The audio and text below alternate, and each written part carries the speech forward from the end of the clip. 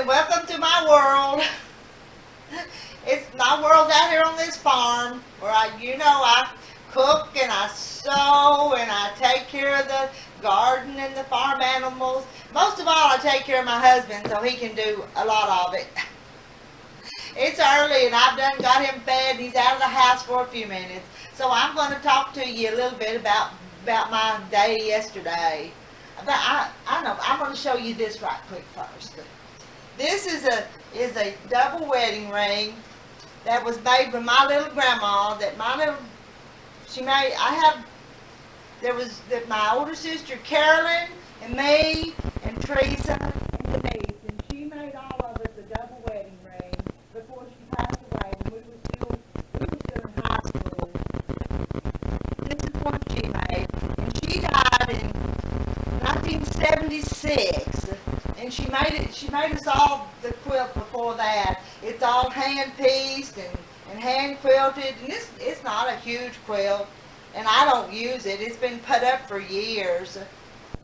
Made by my grandma Ellen Dodge, and I try to make quilts too, you know that. So, but yesterday I had those grandkids over here, and I thought, well, we're just gonna.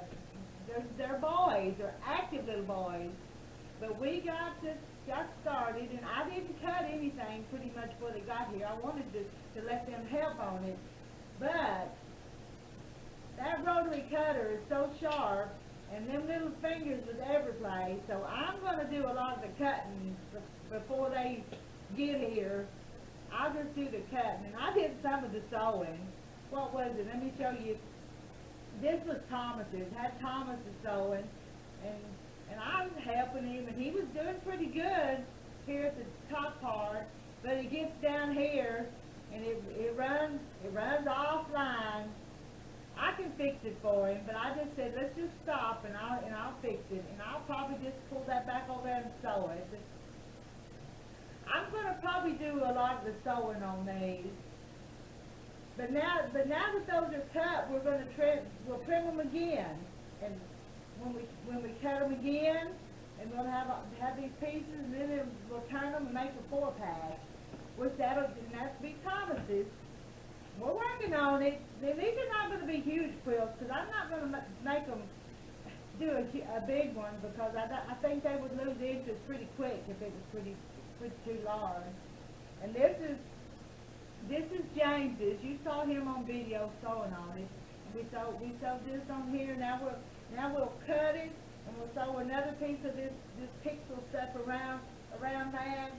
And we didn't get far on Isaac, because I worked with the little one. So all we got done was a little bit cut on Isaac.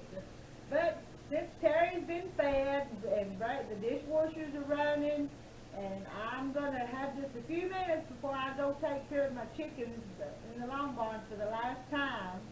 I'm going to do some cutting and get some pieces ready.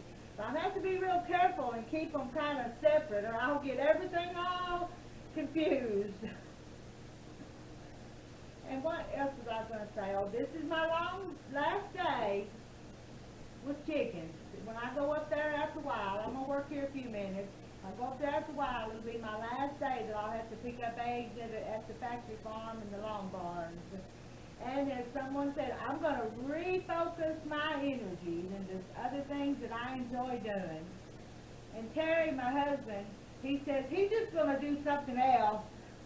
So we're not really retiring. We've got plenty to do. We still have a herd of beef cattle, so we'll have the cows that we'll take care of.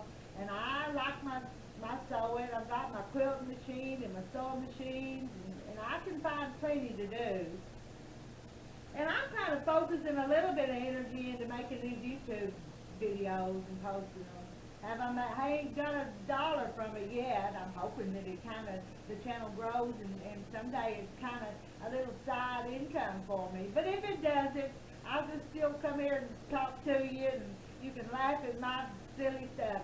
The silly thing yesterday is I had the kids sewing on different machines, and one of them was at the Singer Featherweight, and that's a neat little machine. It's just nothing fancy about it, but it just makes so good when you're doing quilts.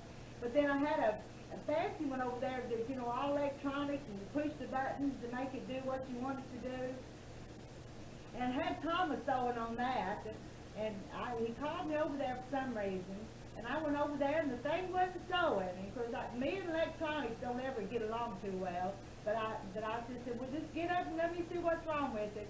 And Isaac come by and said, I think I might have pushed the button. So he had pushed the button on that thing, and so it wasn't feeding the fabric through, it was just sitting there sewing.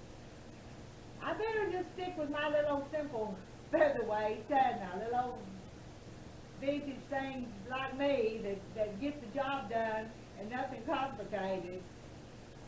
Just like that embroidery machine. That thing and me go round and round sometimes. Alright, I'm going to get off here and do a little cutting before I have to go up to do a few chores, and I'll get this cut and all organized before I have the kids come back to sew again. We went round and round a few times, but it's all good. I'm off here. I love y'all. Love my grandkids, even though I had yelled at them a few times yesterday. It was always, don't touch that, don't do that, don't touch. That little James, he is the world's worst to touch things, because Isaac was the one that messed up the sewing machine, but James touches everything. He's just hands on. But I love them, and they're good grandkids. I'll see y'all later. Bye.